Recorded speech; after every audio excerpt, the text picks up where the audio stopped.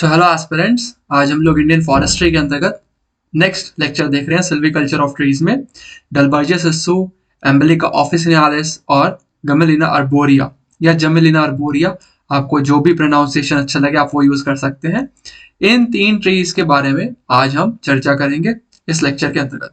चलिए स्टार्ट करते हैं फ्रॉम डलबर्जिया सिस्सू। देखिए, डलबर्जिया सिस्सू का कॉमन नेम है शीशम। जैसा आपको इस इमेज में दिख भी रहा होगा डलबर्जिया सिस्सू किस तरीके से दिखता है, और इसका कॉमन नेम क्या है अभी डिस्कस कर लिया है, शीशम, राइट। एंड देन फैमिली क्या है, पेपिलियोनेसी। तो ये हमें याद रहना चाहिए, फैमिली क्या है। शीशम तो हमें पता ही है शीशम किस प्रकार का ट्री है, और फैमिली बहुत जरूरी है। So it is your papilionaceae. Distribution कहाँ पर मिलता है ये अक्सर आपको central as well as northern India, कई बार ईस्टर्न इंडिया में भी है, लेकिन सेंट्रल एंड नदर्न इंडिया में ये ज्यादातर दिखता है shisham. Then rainfall is 80 to 150 centimetres. Then sandy and alluvium as well as 20 to 30 degree Celsius is temperature. Then physiognomy के बारे में बात करते हैं। It is a deciduous tree. Flowering कब होती है, अप्रैल के महीने में। Leaf shedding is November December, क्योंकि डेसिडियस ट्री है, और अगर डेसिडियस ट्री है तो जस्ट जैसे ही सर्दी शुरू होगी, सर्दी शुरू होने के साथ ही अपनी लीफ को गिरा देगा, लीफ शेडिंग उसी समय हो जाएगी। तो वही चीज है। एंड सीड राइपनिंग कब का समय है, मई, यानी कि बारिश के आने से जस्ट पहले इसकी सीड राइपनिंग हो जाती है। देन सिल्वीकल्चरल कैरेक्टरिस्टिक्स के बारे में बात करते हैं। It is a light demander. Then frost hardy है, coppice as well as your root suckering भी इसमें काफी अच्छी तरीके से होती है। देन रीजनरेशन, नेचुरल रीजनरेशन वही चीजें हैं, यानी कि seed, then coppicing and root suckering. Artificial regeneration की बात करें तो sowing and planting. Then usage, musical instruments में शीशम की लकड़ियों का बहुत यूज होता है। फर्नीचर में भी आपने अपने घरों में भी देखा होगा कि जो फर्नीचर होते हैं वो शीशम की लकड़ियों के अक्सर होते हैं। Building work as well as firewood, इन सब चीजों में डलबर्जिया सिस्सू का इस्तेमाल होता है। देखिए, डलबर्जिया सिस्सू बहुत इंपॉर्टेंट है, especially from the examination point of view as well as from the interview point of view also. हो सकता है इंटरव्यू में आपसे क्वेश्चन पूछ लें, पर्सनालिटी टेस्ट में पूछ लें कि आपके घर में जो फर्नीचर है उसमें कौन सी लकड़ी का इस्तेमाल होता है, तो आपको ये बताना पड़ेगा हाँ एक डलबर्जिया सिस्सू है। तो ये चीज आपको पता रहनी चाहिए, एग्जामिनेशन पॉइंट ऑफ व्यू से भी ये बहुत इंपॉर्टेंट है, specially silvicultural characteristics. Then let's see the next tree, Emblica officinalis. आखिरकार ये कौन सा ट्री है, तो जो आंवला होता है, इंडियन गूसबेरी, उसी ट्री को बोला जाता है एम्बेलिका ऑफिसिनालिस। देन फैमिली क्या है, यूफोरबियासी, ठीक है, यूफोरबियासी।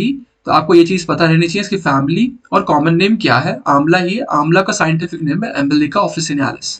देन डिस्ट्रीब्यूशन, देखिए डिस्ट्रीब्यूशन है, नदर्न इंडिया में भी मिलता है, सदर्न इंडिया में भी मिलता है, सेंट्रल इंडिया में भी मिलता है। ये आंवला लगभग हर जगह पाया जाता है, ठीक है, हर राज्य में कहीं ना कहीं आपको आंवला के पेड़ दिखते हैं।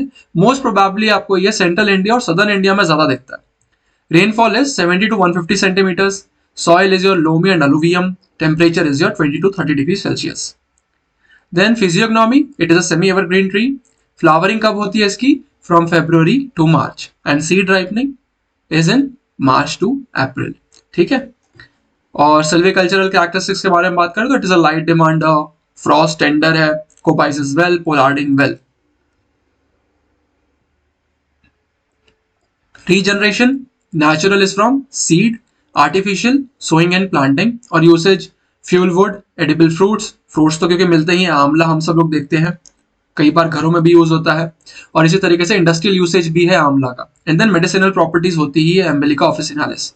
देखिए, जानकारी रखने के लिए इसे पढ़ लीजिएगा, नहीं तो एग्जामिनेशन पॉइंट ऑफ व्यू से इतना इंपॉर्टेंट नहीं है एम्बेलिका ऑफिसिनालिस, लेकिन हो सकता है एग्जाम इंटरव्यू में आपसे पूछ लिया जाए कि आपके आसपास कौन से पेड़ हैं, तो उनमें से आपको कई बार हो सकता है एक नाम आप ये भी बता सकते हैं कि एम्बेलिका ऑफिसिनालिस यानी कि आंवला लगाया हुआ है, ठीक है। तो एग्जामिनेशन के पर्सपेक्टिव से इतना इंपॉर्टेंट ट्री नहीं है। अगर आपके पास बहुत कम टाइम बचा है फॉर द मेंस एग्जामिनेशन, आप इसे छोड़ के जा सकते हैं, लेकिन अगर आपके पास अच्छा खासा टाइम है, साल भर पहले का ही टाइम है आपके पास, तो पढ़ लीजिए, जानकारी रखने में क्या जाता है।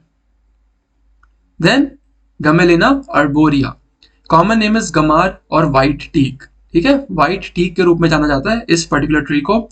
इस ट्री की स्पेशलिटी ये है कि अगर किसी जगह पर बहुत ज्यादा एसिडिक सॉइल है तो हम गमेलिना अर्बोरिया लगाते हैं। तो आपको ये चीज पता रहनी चाहिए कि अगर एसिडिक सॉइल है कहीं पर तो जनरली ये चीज बताई जाती है कि आप इस ट्री को लगाइए, गमेलिना अर्बोरिया या व्हाइट टीक।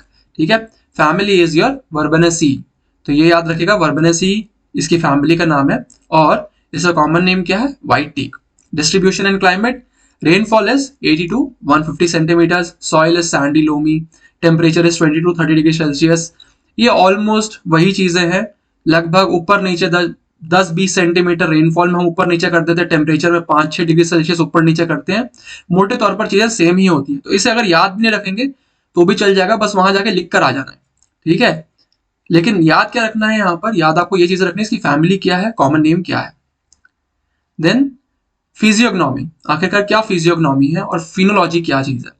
डेसिडियस ट्री है तो डेसिडियस ट्री अगर होगा तो हम लोगों को पहले ही पता है फ्लावरिंग कब हो जाएगी, इसकी फ्लावरिंग किस सीजन में शुरू हो जाएगी, अप्रोक्सीमेटली अराउंड मार्च अप्रैल के आसपास इसकी फ्लावरिंग शुरू हो जाएगी। सीड राइपनिंग कब से शुरू हो जाएगी, जस्ट बारिश से पहले। और क्योंकि डेसिडुअस ट्री है तो लीफ शेडिंग कब करेगा, सिंपल सी बात है, विंटर सीजन में। तो वही चीजें बस आपको लिख देनी है। Silvicultural characteristics is light demander, frost hardy है, ड्रॉट हार्डी है, कोपाइसिस वेल है एंड गुड रूट सकरिंग है। अगर हमें पता चल गया coppices well and good root suckering है तो हमें पता है रीजनरेशन में क्या चीजें आएंगी, वही चीजें seed, coppicing and root suckering. Artificial में वही चीजें सोइंग एंड प्लांटिंग। यूसेज में क्या है, carriages, furniture and carpentry works. तो ये थे आपके आज के 3 ट्रीज। आशा करता हूं आपको चीजें ठीक से समझ में आई होगी। कहीं भी कोई मुश्किल आएगी तो पूछ लीजिएगा। Thank you.